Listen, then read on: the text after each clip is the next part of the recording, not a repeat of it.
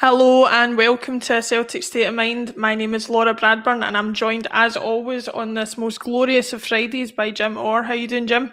Good, Laura, thanks. And I don't know if you'll have heard of this guy before, but we've got another guest on the show. I wanted to call you a podcast mogul, but I don't actually know what a mogul is, so I probably shouldn't call you names without knowing exactly what it means. But I'm joined by Paul John Dykes. How you doing, Paul? I'm good, Laura. Whatever you call me, I have definitely been called worse on Twitter, so feel free to call me a mogul if you desire. Or Tony Haggerty Light. There you go. Tony Haggerty Light. Wow. I'm the sub. We're expecting you to make his greet today, Paul. That's the minimum requirement if Tony's not here. That's the remit. Yeah. Tony is, of course, covering the My pre-match. dog just died. Excellent. Tony's covering the pre-match presser today, which is where he's obviously most at home with all his years' experience in journalism. But we'll move on without him and see how we get on. Thanks everybody for joining us today on Facebook, YouTube, Twitter, Twitch, wherever you are joining us. I don't know if you managed to tune in the other night, but we had quite a big victory over the team across the city, Rangers, of course, the other night, a 3-0 victory, and that will take up the majority of the show today. We'll also got into some transfer rumours involving some players. And my main worry after that Rangers game is that the world was watching and that there might be a Monaco-style picking at the carcass at the end of the season, but maybe I'm panicking a little bit too much, but we'll get into it.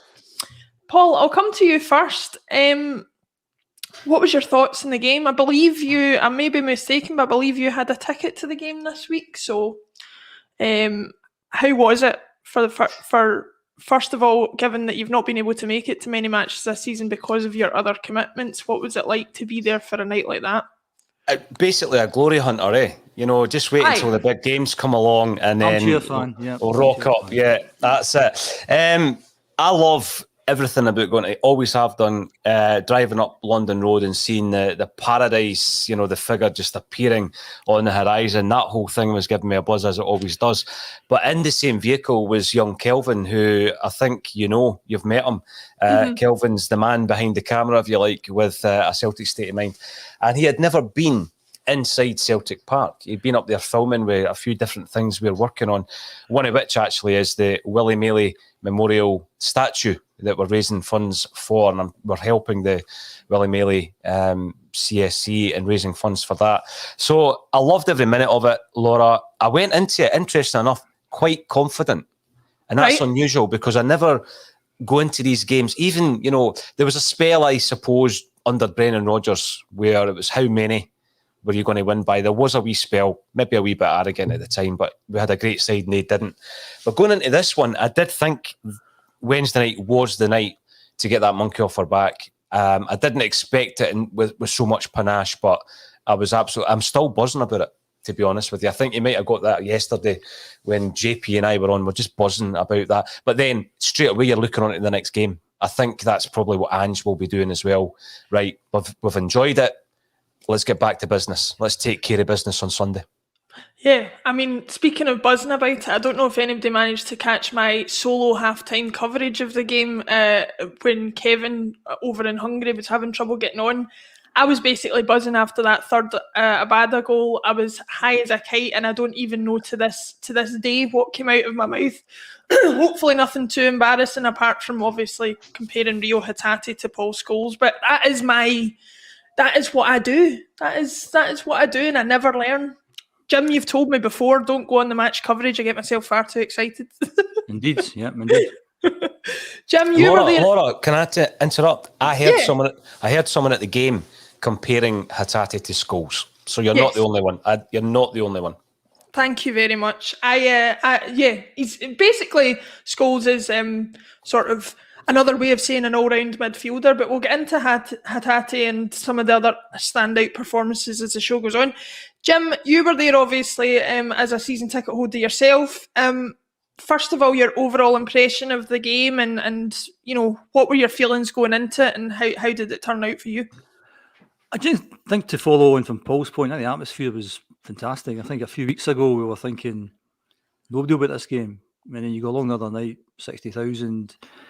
under the lights, and when they do the bit where they black the whole thing out and they put the green spotlight on the team, and that's just kind of pure theatre. So it is, and I think that's the way forward. I'd have home fans only if it was up to me. I think they started it with a reduced allocation, but I just thought the atmosphere, obviously, the way we played and we won the game added to it. But I thought just before the game, the kind of, and you'll never hear a better rendition of "You Never Walk Alone." It lasted forever, and I just think everyone was up for it, and everyone was like Paul said, was all kind of buzzing for the game. And I think the fact it was all home fans, because having been to a lot of these games over the years, the atmosphere's not that great at these games. It's the fans shouting and bawling to each other, and a lot of the focus is taken off the pitch and all the bedlam that happens outside the ground. So one of the things I took from the other night, I'd gladly have all the games home fans only, Celtic Park and Ibrox. Notwithstanding that, I think we come out really quickly. My concerns going into the game are twofold: keep the wingers quiet and defend set pieces. And I thought Geranovich and Taylor, that was both of their best games in a Celtic jersey. Carter Vickers, Starfelt didn't give them much at the back. I thought set pieces we defended very high with a very high line, which made it more difficult for them as well. I never caught the podcast yesterday, but I'd imagine there's not much more you can say about that first half. Which was just fantastic first half. Shame we didn't score a few more goals from a goal difference point of view, because obviously they would have counted double given the fact we're playing against them. Before the game, I kind of thought the first goal was the winner. I thought who would score first would win the game, and if they scored it early enough, they'd win it quite well. And then fortunately we get the goal and things panned out well. Second half dipped, understandable given the intensity of the first half. But it would have been good to go along and maybe go and score 4 or 5. That would have really dented their confidence. But at the end of the day, it's just 3 points. I think you have to look at that. And I think also the fact that they had no fans in the game, it to me it seemed like not any other game, but like most games where you've got virtually 60,000 Celtic fans there. It's a big game. You're playing against your closest rivals. But it's 3 points at the end of the day. And Paul alluded to there, it's nothing if they don't go and pick up 3 points on Sunday against Motherwell. So it's good to be top of the league. I think it's the first time we're on the podcast where we've been top of the league, so it's a bit unusual. Feeling quite giddy to be top of the league. So I'm always that negative old bloke, so I'm feeling quite confident. I said I was on a fortnight ago that I thought if we won the derby, we would go on and win the league. But I thought at that point we might get to within 2 points of them. The fact that we're top of the league, you think, well, let's just go on and kick on from here. Yeah, there's a few interesting points brought up there, but just want to say afternoon to everybody. Feed the Bear, commenting as always. Everybody afternoon to everybody watching. Get in the comments and give us your thoughts on the game if you haven't already done so this week. Paul, I wanted to talk to you a little bit about that point that Jim raised, and I think a worry that was going through all of our heads. Obviously, Hatatis scored that goal in 5 minutes, and there was part of us that was wishing for us to really put the foot down and go through Rangers and really dominate them for the rest of the match. And but as always happens with Celtic, we got loads of chances. For a big portion of the first half, Alan McGregor looked as if he was going to prove the difference. Was there a bit of you throughout that first half that thought maybe this is going to go the way so many of the games have gone in the past? Maybe they're going to ride their luck a little bit and get a chance later on in the game? Well, this, Laura, I'm not saying this just with hindsight, but I was really relaxed in that first half. And it's interesting when you look at the 10 minutes or so before we score the second goal. I found that probably the nervy bit of the night. That was the bit where I'm thinking, we can't really go in at 1-0 because we're so dominant. And I expected changes at half-time, and I expected the changes to shore up Rangers. I didn't expect any of the changes that they were going to make would be offensive or creative in the slightest. If anything, they were just going to try and shore us up. So when we score the second goal, I'm thinking that's far more in keeping with the game I've just watched at half-time, and of course we get the third. But I've got to say, and it wasn't cockiness, going into that game, I felt that we had already done our scraping through bit in the games leading into it. And then, the flip side of that with regards to the form that Rangers had been on, they had dropped a few points. We kept saying it, someone is going to get Inverness clack the cudding, I think Tony Haggerty calls it. And eventually, seeing how I'm sitting in Tony's seat, I better use some of his terminology. And it's sitting at half-time, I was thinking at that point, like Jim, and there's been occasions in the past like this, I was thinking we need to take 5. But again, this season, we've been in that situation at 2-0 up at half-time, and it stayed 2-0 or maybe even 2-1 by the end of the game.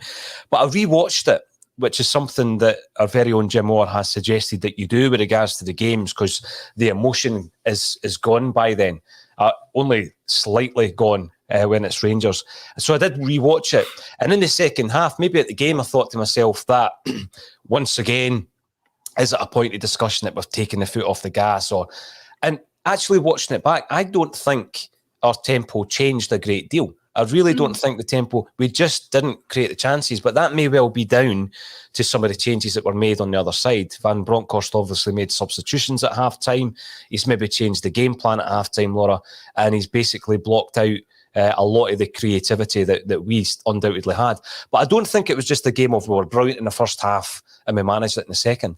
I really, watching the game back, I still thought we maintained that kind of tempo, and I can't wait for those who are on the injury table to come back, because we're going to have a substitutes bench, which means that the tempo will not dip. Come 60, 65, 70 minutes, we'll have Maeda to come on. We'll have, Kyogo, I'm sure will start. We'll have Rogic to come into the side. So I'm looking forward to that. I'm also looking back to a game. I'm trying to find it. Often on the bulletin, Laura, I'm sitting in front of Celtic Wiki. So a big shout out to the work that the guys do in the Celtic Wiki. I'm trying to find a similar chain of events, and I'm sure my mates and I went to a game where we won 3-0 under Lenny at a canter, and we went to Fir Park and they beat us. I think Charlie Mulgrew messed up a pass back in the first 5 minutes. So I'm going to get the specifics of those two games, because that is in the back of my mind. Yeah. Let's take care of Motherwell now on Sunday. I have a vague recollection of that, because I think I was at the 3-0 game. Maybe Chris Commons scored in that game. I don't know. He did, aye. It bent. Remember the swerve on it? Aye. Yeah, same game. I was the behind the goal that game. But you've got some listeners agreeing with you. I have to say, Paul Byrne on YouTube says, I have to say I like this starting 11. It's going to be weird putting in Rogic, Maeda, or even Turnbull and Kyogo at some point. What great problems to have. Also got people slightly disagreeing. Red Scotland says he only relaxed when the third goal went in. But given the point that Paul's made there, Jim, and the underwater cabbage salesman is kind of asking the same question. Did we gas out in the second half, or was it part of the game plan? Where do you stand on that? There's been a lot of talk about, the intensity we play with and maybe not being up to fitness, whether that affected the second half or whether it was part of the plan all along. What do you think about that? I think I tend to agree with what Paul said there. I think it's quite similar to the Hibs game, where Hibs came out and they were quite expansive in the first half, and we went 2 goals up, and then they changed it in the second half. They became a bit more defensive and tried to shore things up. And I think that's what happened the other night. And I think we were tired as well. I mean, that last 20 minutes, Matt Reilly was dead in his feet. You could see he was struggling to run. Hatati, as Ange said, he's not fit yet. I mean, you've got a good 55, 60 minutes out of Hatati, but we need more than that. So obviously that will come in time, I think. But I just think because of the intensity that we play at, I think it's inevitable. And until we get 5 high-quality subs coming on, I think that's going to be the case. And I think something I said last year, I think having 5 subs should work to our advantage, given the size of squad that we've got, given the quality of players that we've got. And you tend not to change your back 4 or your goalkeeper unless they get injured, and you would never change Callum McGregor. And that just leaves the 5 offensive players. So you basically change all your 5 offensive players. I'm not saying you do it at half-time, but you can bring on a couple of players at half-time to freshen things up, because it is a long, hard season. February's going to be a pretty tough month. So use the squad, and I think the quality of player is now there. And as Paul said, these guys coming back from injury, that'll add depth to it as well. So everything's looking good. I mean, just keep on going. And the other thing I like is how we play. We know how we're going to play.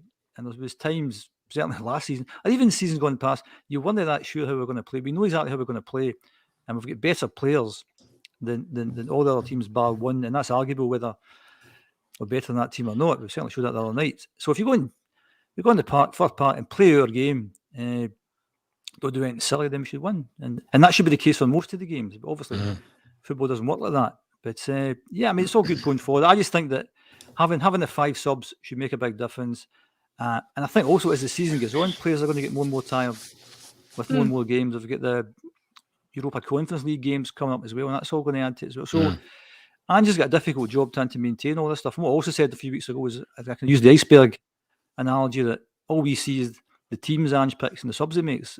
And underneath the water, he's making like hundreds of decisions, thousands of decisions each week about who to play. I mean, the fact that McGregor played the other night was astonishing. And Ange must have, it wasn't an easy choice to make.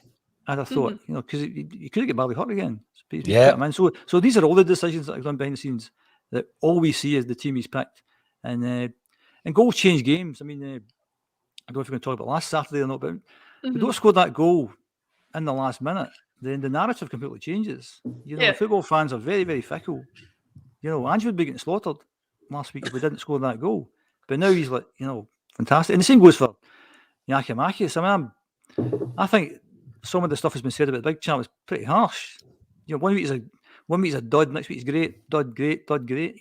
Different time, you'll get there. I think Ange's got an eye for a player. I'm pretty happy with the players that he's bought. And the fact, as people have said, 9 of the 11 that started the other night are Ange signings. Phenomenal, absolutely phenomenal.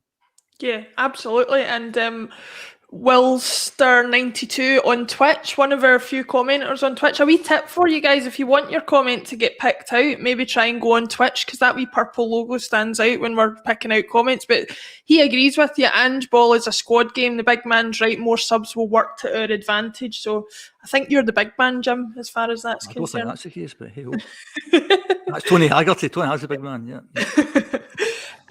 Paul, we will go on to the Dundee United game and a little bit more in depth of the individual players in the Rangers game as well, as Jim was talking about, but I don't often get to ask you questions that are a little bit more in depth about your support of Celtic and your preferences and that, so I'm taking the opportunity today while I have it. Both you and Jim have talked about enjoying the way that we play, enjoying the football that we put across there today. And obviously both of you have said in the past that ultimately trophies is what matters, winning games is what matters.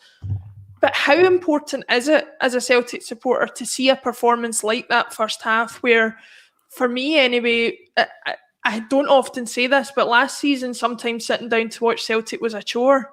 Watching that on Wednesday night was an utter joy. How important is that side of things to you as a Celtic supporter?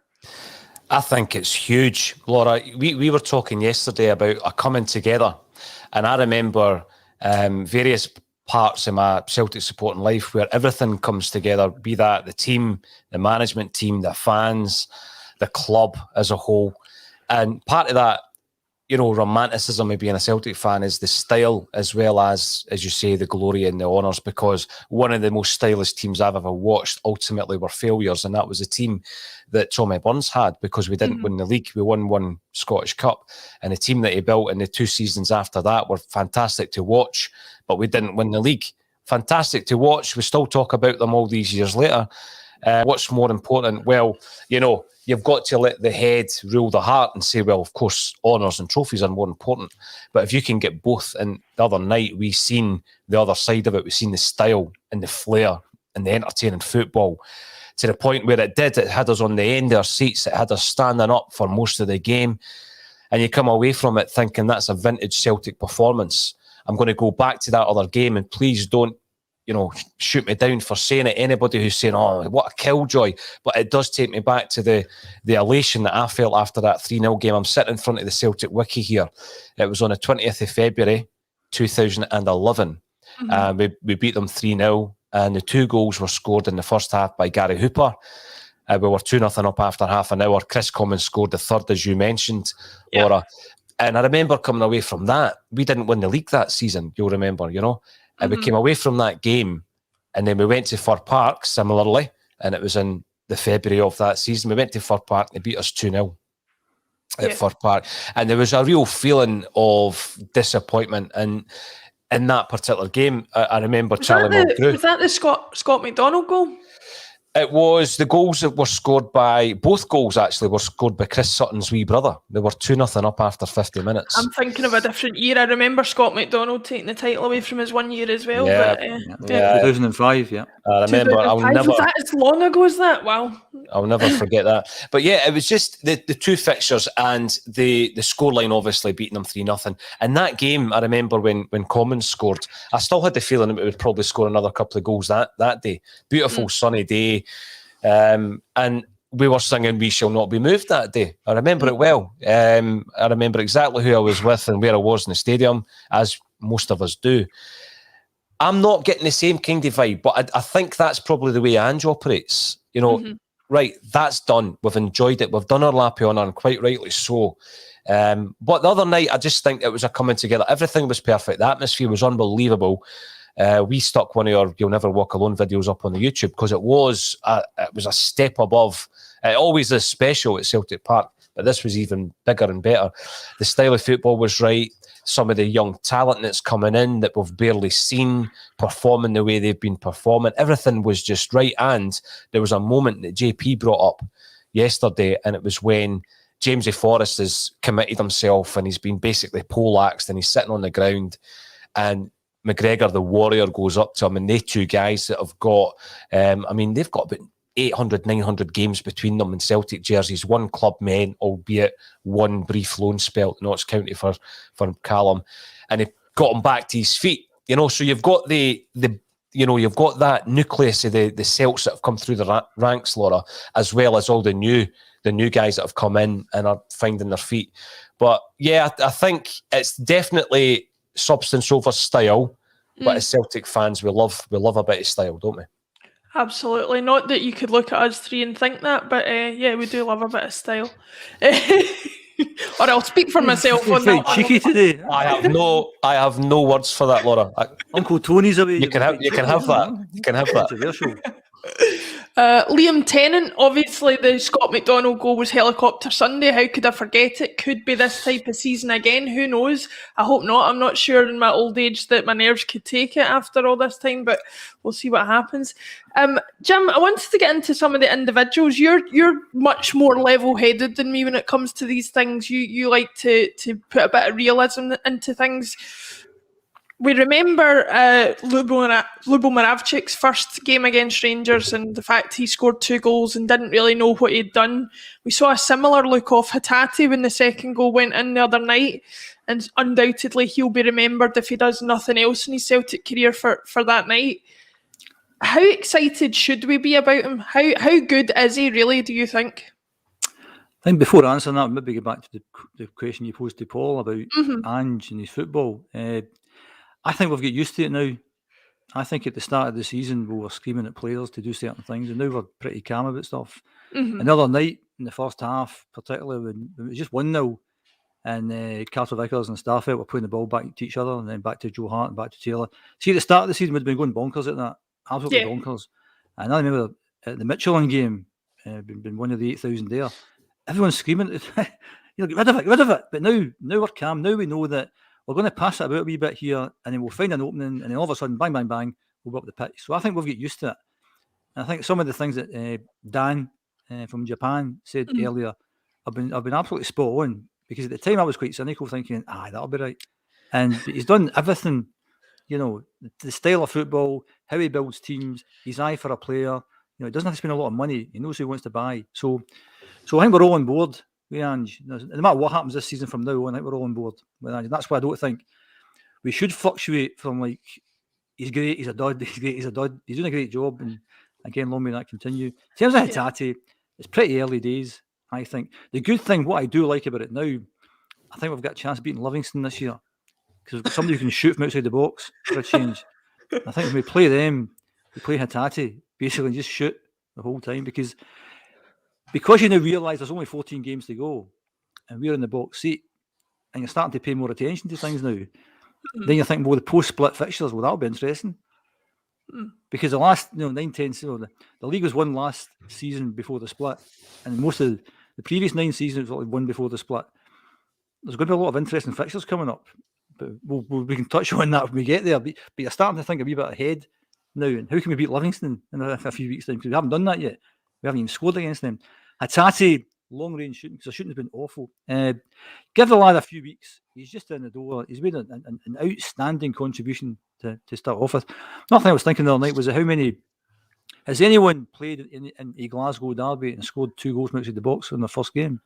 That's one for as Paul hits the wiki button there.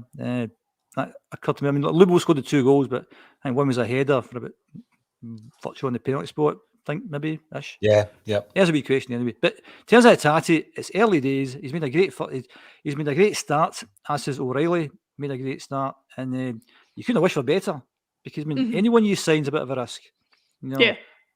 Maeda looked good, but he hasn't made the impression the other 2 guys have made. I think Maeda will start on Sunday. I think he'll freshen things up. I think mentally, physically, they're taking a lot of the players the other night. It's good the game's on Sunday. That's another day's rest. I'd realised that until this morning. We're playing on Sunday and they're playing on Sunday as well. So Super Sunday coming up hopefully. So what was the question? Hatatis, yes, Hatatis, great start. Let's give him a few more games before we kind of go too mad on him. But brilliant the other night, for 60 minutes. Yeah. Paul, Ange has commented on, in a way that might terrify the rest of our opposition, has suggested that Hatatis nowhere near fully fit. I mean, it's pretty obvious to see towards the end of matches that he isn't.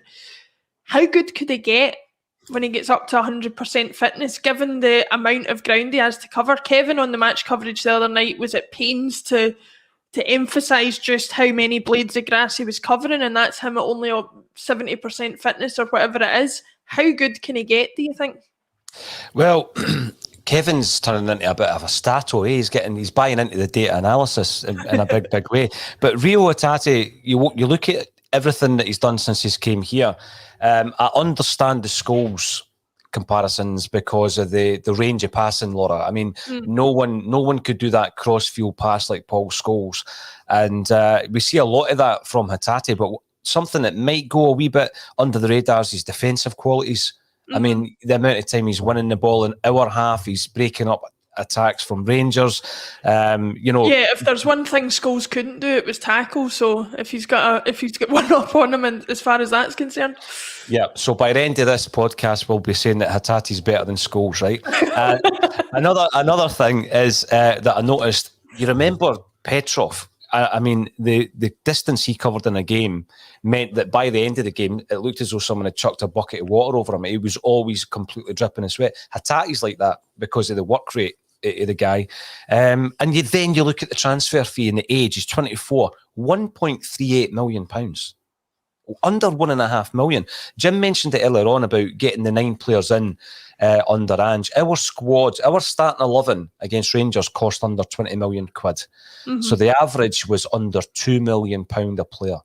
And you look at some of the value that we're talking about. Joe Hart, just over £1 million. Let's not forget 2.7 for Geranovich, under £3 million for Geranovich, and we're finally seeing the quality that he's got. But then you look at the Japanese signings, Matt Reilly as well, 1.62 million. Astonishing value for money. So how good can he get? I think he could be a staple part of the Ange era. And like Jim, I don't think we've seen enough of Hatatis or Maeda quite yet. I like what I've seen from Maeda. I think we've got a lot to see from him.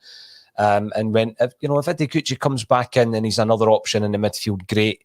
At the moment, he doesn't look quite like a starter, but that's your strongest part of the park, isn't it? Midfield. I think Hatatis is a starter, definitely. Yeah. I can't see any different to that. Moving on to, you mentioned Geranovich, Danielle F, who's constantly in the chat. I seem to bring up her comments all the time, but she's always there commenting on things. Says, is Geranovich one of the steals of the summer? 2.5 million, he is class. Jim, I think the problem with Geranovich to start with was not of his own making. He was obviously having to fill in at left back an awful lot because of injuries and things like that. He's had a run at right back now, which is obviously his favoured position. We all know his attacking qualities, but he showed a lot of good defensive qualities on Wednesday night. What was your impression of his performance in particular? I think he likes the big games. He made his debut at Ibrox at left back, and he was outstanding. And he was outstanding the other night as well. There's been some games where I think he's been a bit sloppy from time to time. I think it's a shame for Tony Ralston after the impact he's made, because if we do go on to win this league, he's made a massive contribution, both defensively and offensively as well. In terms of Geranovich, to pay that money for an international player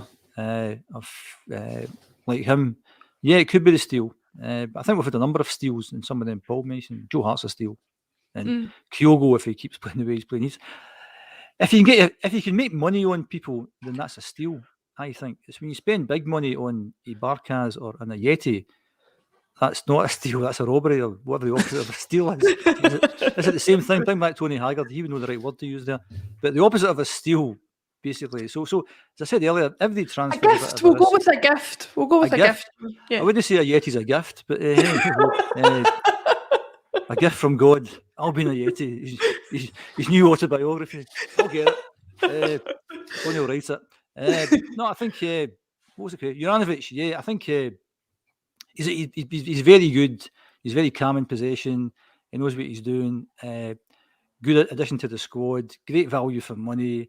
And another player. I always think if you buy a player and 6 months later and you can sell him and double your money, that's a good buy. Mm-hmm. And I think we could double our money in Geranovich. Not that I'm looking to sell the players, because that's your job, Laura. As you said at the start, you're all worried about Hatatis getting sold. You need to calm down. He's just in the door. Just chillax, as the kids say these days. Chillax. Chillax. It's not going to happen. But I think anyone could tell you that we're going to. If and when we sell Hatatis, we'll get the money back and more. And looking at it from an accountant's point of view, which I always am, that's always a good sign. Geranovich for $2.5 million. That's good value. Another thing is as I've said before, actually, good value is quite a subjective thing. We had a debate a few weeks ago about how much to pay for Carter Vickers. Is $6 million good value? Discuss. We did that a few weeks ago. But $2.5 million for Geranovich, that to me sounds like very good value. Yeah.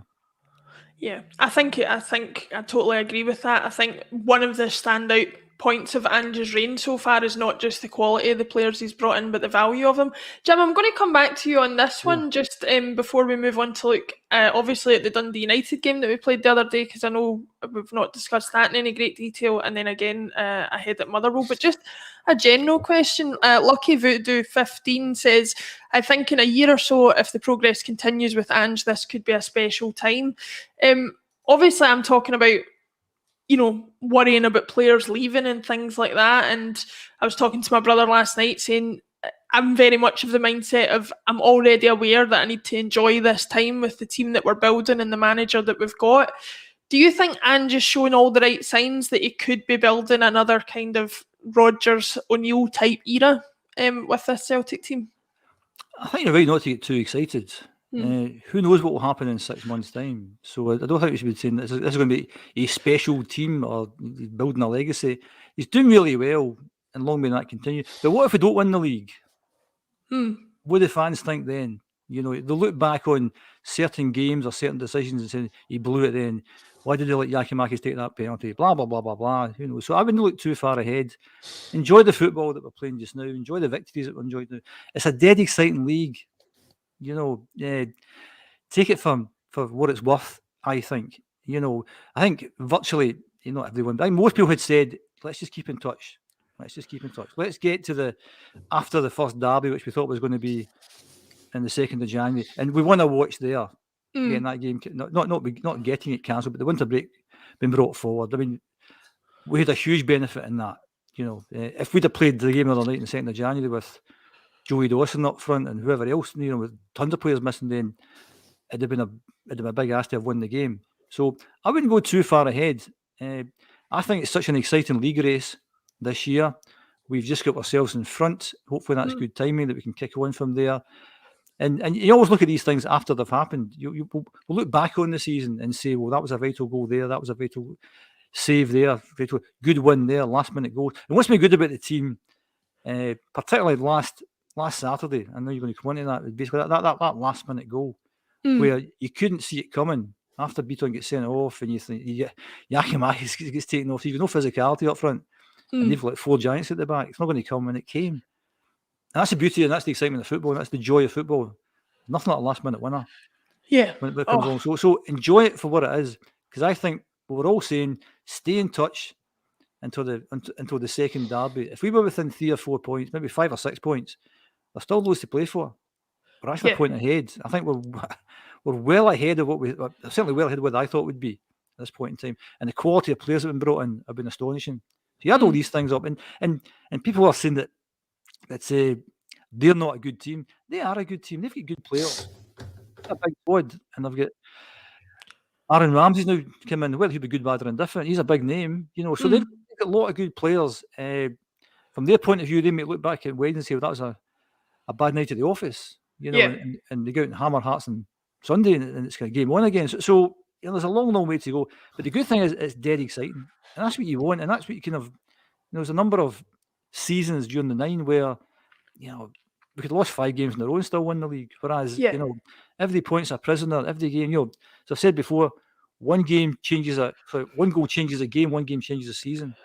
And we'll look back on the Ralston goal, on the Abada goal, and think, if we hadn't scored that, if it ends up really, really tight, that was one of the goals. That was the big moments of the season.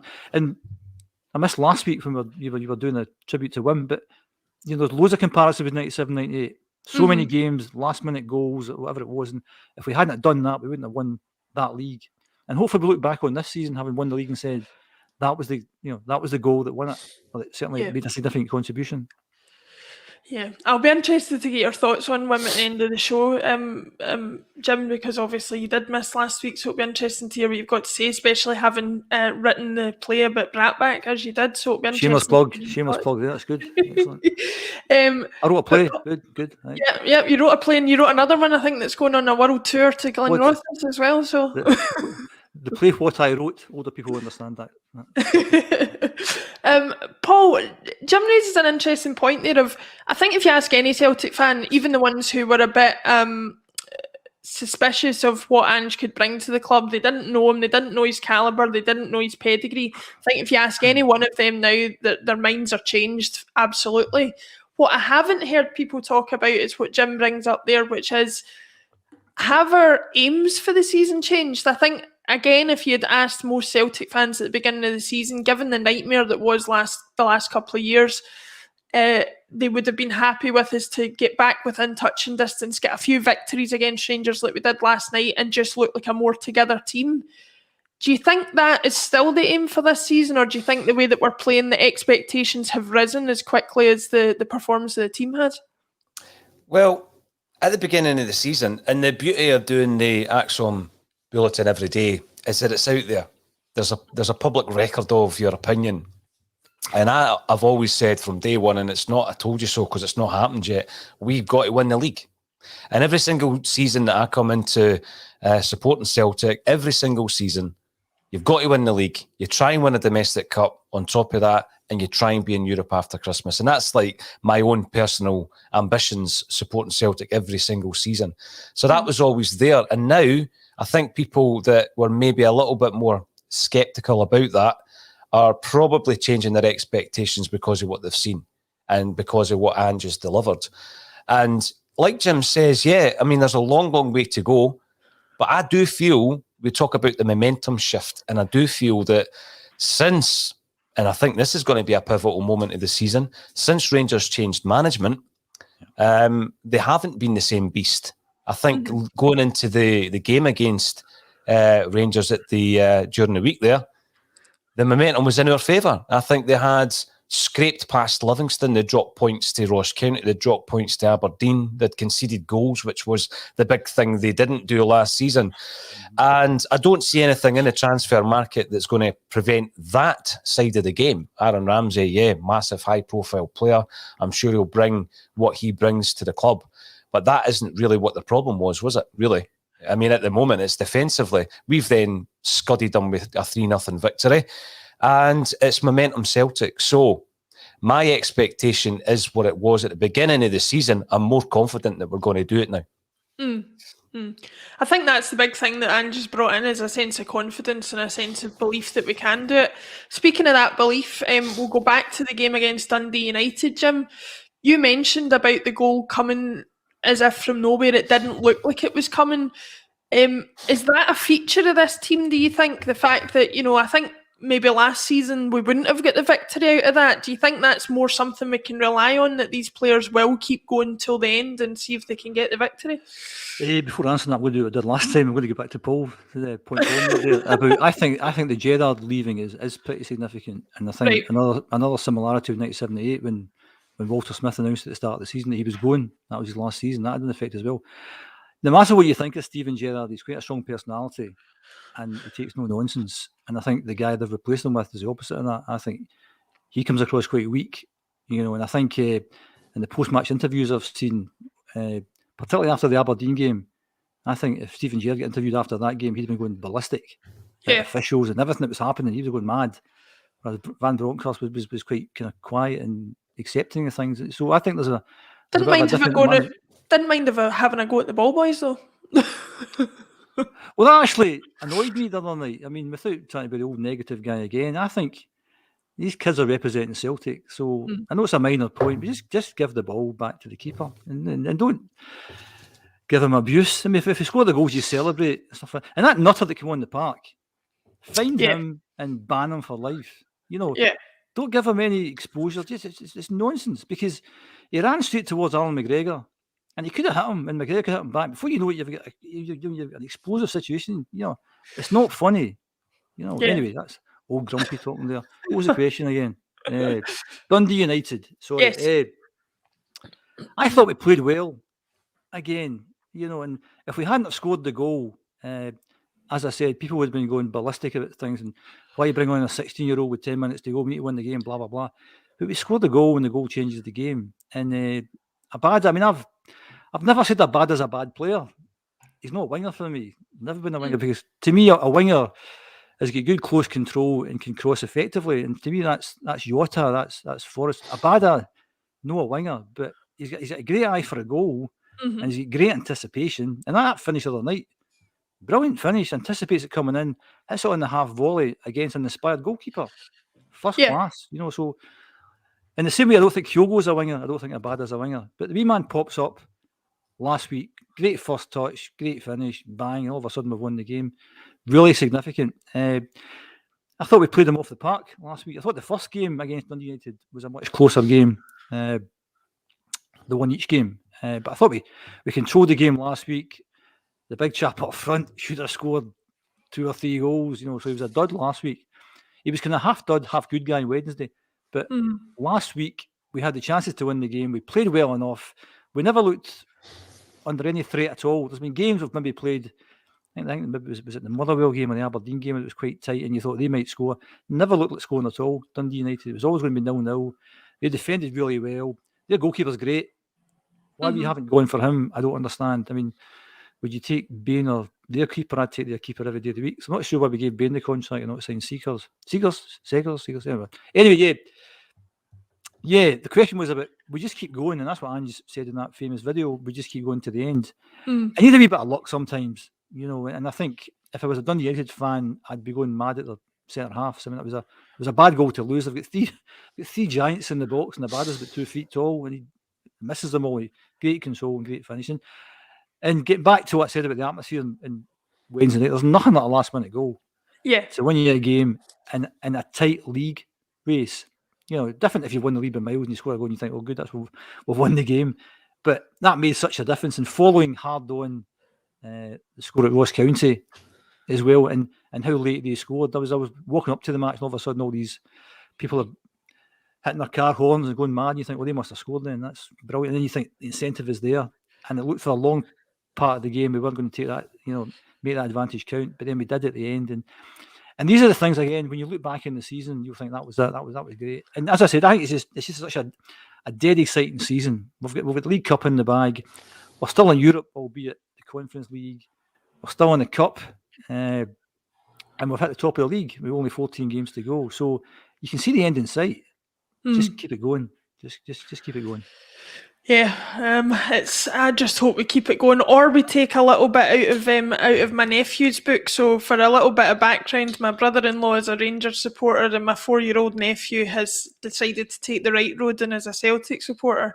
So we were watching the game together the other night, and at full time he turns to my brother-in-law and says, "Sorry, Dad, but did Rangers still have fun?" I'm not sure that they did, but out of the mouth of babes. Fun, isn't it? It's all about the fun, yeah.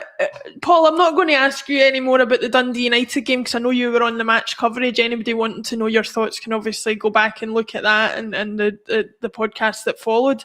So we'll move on to looking at the game against Motherwell on Sunday. There's a few comments coming in. Well, I'll not read out the name, but he says I would start with the same team that beat Rangers. I like the avatar as well. And then David Bradley says, good win against Motherwell will put good pressure on Rangers. Fancy 3-0 to Celtic. So that would be an interesting one as well. I'd be interested to know your thoughts. Given that we've got players still to come back, given that some might argue it wasn't the totally full-strength team, but we played so well, would you stick with that 11 going into the game on Sunday, or is there anything you would tweak about that team? I think I would make a tweak or two here or there. And I'm not going to use this as an opportunity to have a dig at anyone. But I think it would be interesting to see Maeda getting a start. Maybe Angel look at that and say, well, you know what, that was a bridge too far even on Wednesday, after his travel and all that. But before I get into it, because I'm going to have to qualify that, because people will be thinking I'm having a dig at big Giakoumakis, which I'm not. The ball boys, just to pick up on Jim's point on the ball boys, I'm thinking about Celtic ball boys of a past era.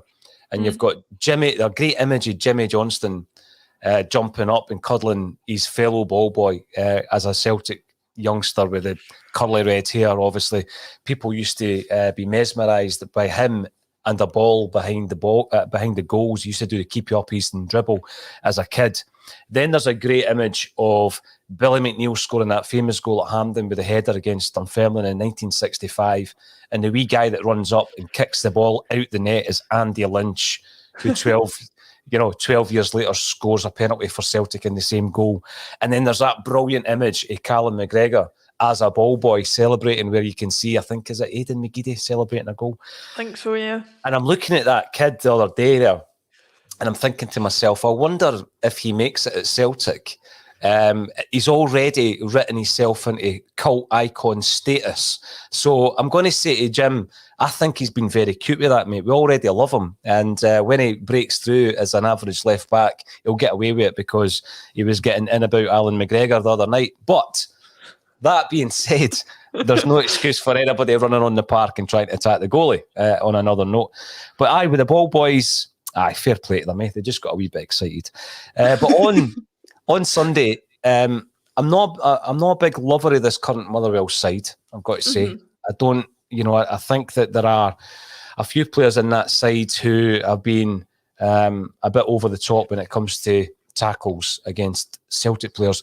We've got a contributor to the State of Scottish Football called Jenna Thompson, who's a Motherwell fan, so we kind of keep tabs on the team from there.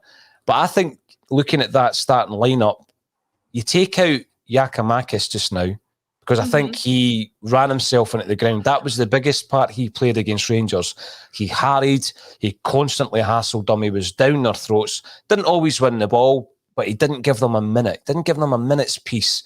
3 saves he pulled, he forced 3 saves from Alan McGregor. He was a nuisance all night, but he lasted 60 minutes because he run himself into the ground. Whether or not he's going to have the legs for another game on Sunday, I don't know. I think I would like to see Maeda. I'd like to see him starting, and I've liked what I've seen so far of him. So that's my change for Sunday, Laura. Well, that's an interesting one that you bring it up, because Toshtakoglu Junior Malone, another great name. Where he's come up with these, I don't know, guys, but it says, got to keep Big GG in for Sunday, get him a goal and get him off, keep his confidence going. So I think there's an acknowledgement there, like you say, Paul, that he might be a bit done in, but he maybe needs a goal for his confidence. Jim, where do you stand on that? Giakoumakis for Sunday, or do you think we get Maeda back in? I think it depends on the kind of physical, mental reaction from the game the other night. I mean, Matt Reilly looked dead on his feet the other night, and I saw his interview after the game, and emotionally he was shattered. So I think Ange will take maybe 2 or 3 players out from the other night. We've got a big squad, and there's tons of games coming up, and not that we would take Motherwell lightly. Just check the table there; they're sitting 4th, but they haven't won in the last 4 games, so they've got a wee bit of a dip in form. That was a bit of research I did there. Seen that? That's what I did. And so they have a bit of a dip in form. They can't be that confident coming into the game. We're playing really well. We play a football. We win the game as long as the referee clamps down and applies the rules properly. I don't have an issue there, but they were a bit physical. They're a big physical team, and that's fine as long as the referee clamps down and things and takes the right action at the right time. I think the big man might make 2 or 3 changes. I agree with Paul. I think Maeda will start up front. If again he's physically, mentally fit after flying halfway around the world the other night, and also the sheer emotion of the other night. We as fans watch that, and Paul saying he's still drained just now. I mean, imagine if you're Matt O'Reilly, and you see it, with that post-match interview. I've seen nothing like this at all. I mean, a fan watching the game, multiply that by a big number. That must be what these guys are feeling. And all of a sudden you're at Fir Park, and there's only however many Fir Park holes these days. 8, 9, 10,000, something like that. Yep. Compared to what it was the other night. The other night was, as I said, it was pure theatre. This is a kind of bread and butter game. And we've got a big squad, and guys like Ralston and maybe Scales and there's Tom Roderick's back, stuff like that. So the good thing is there's options. Yeah. Before Christmas we were thinking we have got no players. That's all. And then we've got some big games coming up, and all of a sudden the winter break's brought forward and we get a chance to regroup. So I think Andrew used the squad. He won't make too many changes because he won't want to disrupt the momentum. But I think he may make 2 or 3 changes, one of which I think will play Maeda up front, maybe bring the big man on with 20, 25 minutes to go. It'll certainly be interesting to see what he does there. But Paul, Jim touched on Matt O'Reilly there. We haven't talked much about him. I actually think he's been a little bit overshadowed because of the astronomical rise of Hatatis to the fore. He's certainly had a baptism of fire as a Celtic player. He's come in from MK Dons, where, as Jim mentioned, he's not really seen anything like it before in terms of the atmosphere he was playing against the other night. I wondered if perhaps, Callum McGregor was absolutely vital, and he always is vital. He was key against Rangers the other night. But I've thought since Reilly came in, the fact that we're getting Rogic back, is this a chance perhaps to rely more on O'Reilly and the dynamism he brings to the midfield to give Callum McGregor more of a rest, do you think? Or do you think Callum McGregor, now that he's back in, will have to stay in? Well, I think that's an interesting dilemma that Ange faces, because he said in the past, when asked about resting players, that he always plays, he never rests players. He actually said that. I think this would be an occasion where, given all the circumstances, it would be understandable if he was to rest them, because Wednesday, the fact that he played was astonishing. His performance, I'm talking about McGregor, his performance was unbelievable. Never held back. There was absolutely no doubt in his mind that he was going to approach that game in the way he always has done. The comments made by Chris Boyd are nothing short of disgraceful in relation to the fact that Rangers should have been more physical due to his injury. I thought that was shocking. Yep. Not only for him to even think, the process of thinking that thought, but then to actually type it down. I doubt he types it. He's probably spoken to someone. And then for it to get past an editor, I think that's a shocking thing to say. I mean, that's almost like, go out to injure a player. And that's from an ex-pro. So, yeah, I would understand if he did it. I mean, it's not worked previously for other managers. We rested him against Ross County and they bounced us out the League Cup last season. But on your point of O'Reilly, if it was to happen, I have got, and I know I've only seen him for a few games, I've got some real faith in O'Reilly. I think when you look at his performances, I'm going to bring up the second goal here, because it goes back to a point Jim made about earlier on in the season. Why are you tippy-tapping the ball around the back, the back line? I called it the horseshoe. It was going from the left, through the centre halves, back to the right, sometimes back to Hart. That's exactly how the second goal started. So Cameron Vickers has got the ball. He's looking for an option that's not on, so he passes it to Starfelt. He gets it back. And then there's that passing movement to Geranovich, O'Reilly, Abada, Hatatis, goal. And, the finish was tremendous, but look at the play leading up to that. And everybody's in sync. And O'Reilly was a massive part of it. And I think we've seen it in every game that he's played.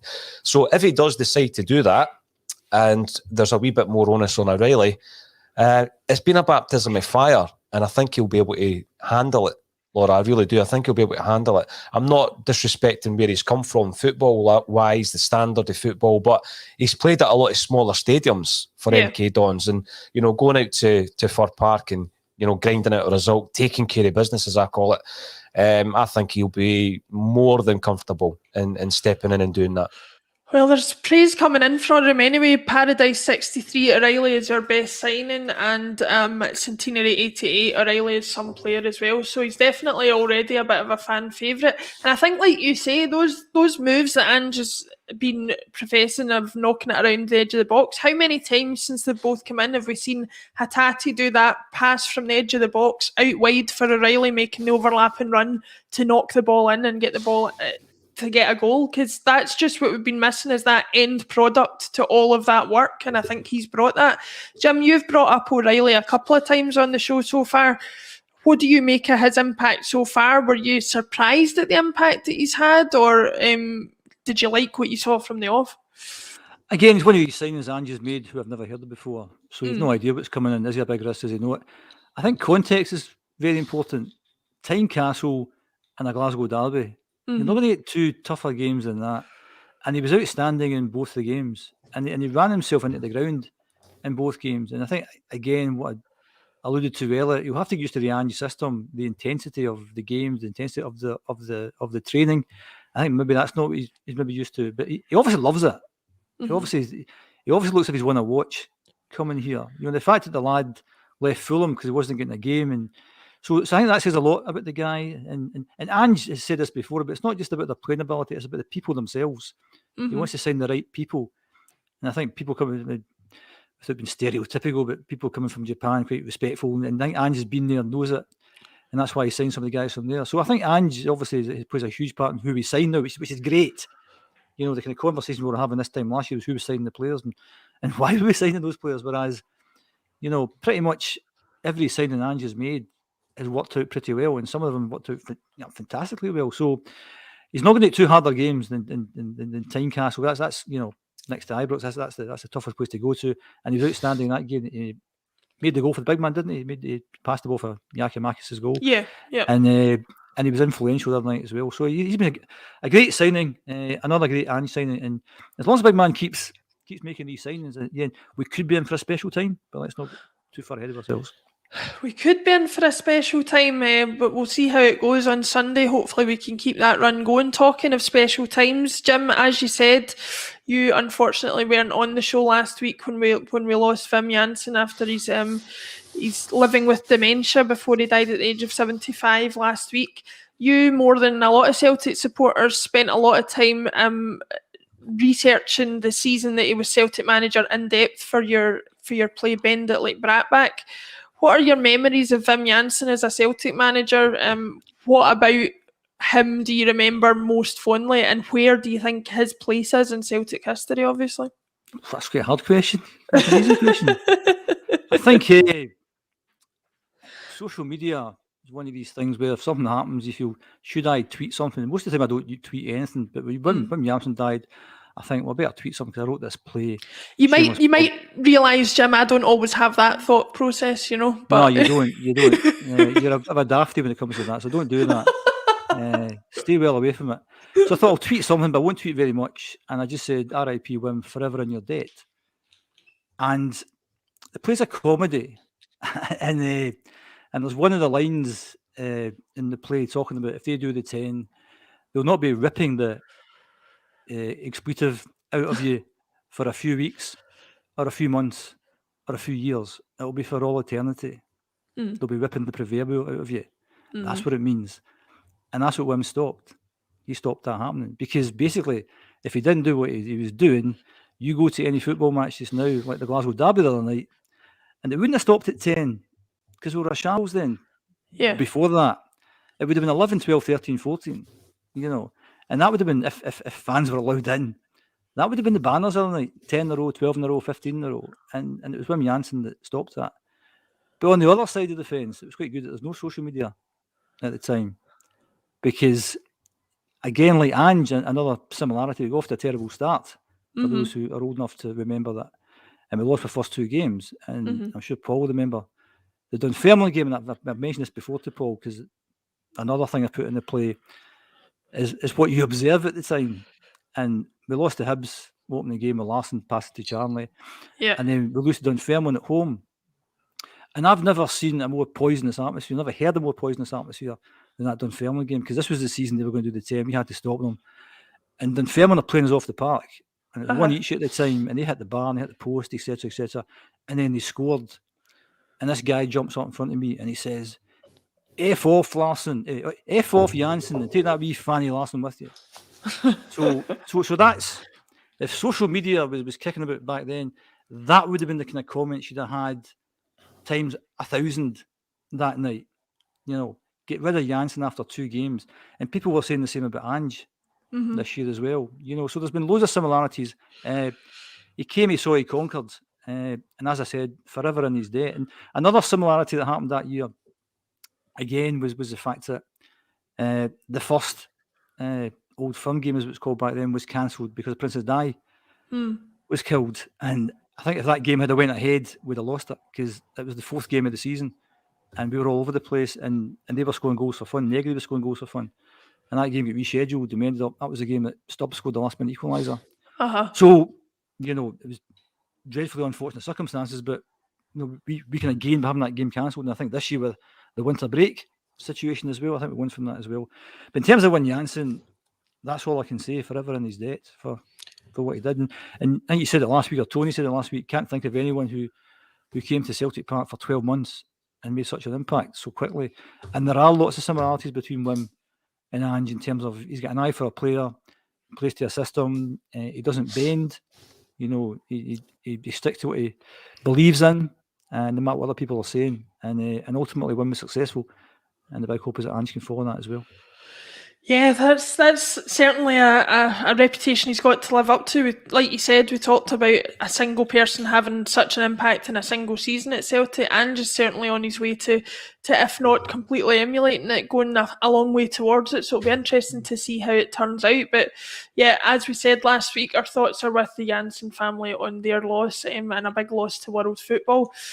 Thank you, Jim, for joining me today. Thank you, everybody in the comments, and thank you, Paul John. You should do this again. You've been very good. You're pretty good. I got pretty good. I'm there. If invited, if selected. Yeah, no, I think you've got a future in this game. That's for sure. Yeah. If he keeps his head down, doesn't do anything silly, defensive piece as well. Didn't fault out with anyone on social media, etc. Yeah, I'll try my best. Yeah. We've all been there. Bright future, yes. Keep it going, son. Yeah. Right. Well, thank you very much, everybody, for joining us. Don't forget, there's lots of content up on the channel to watch. The Alan Thompson interview is unmissable. If you haven't seen it, get that watched, get subscribed, and turn the notifications on for future content, which is coming down the pike, I am well assured. And we'll see you again on Sunday for the match coverage. Paul, Jim, thanks very much. See you all very soon. Cheers, Laura.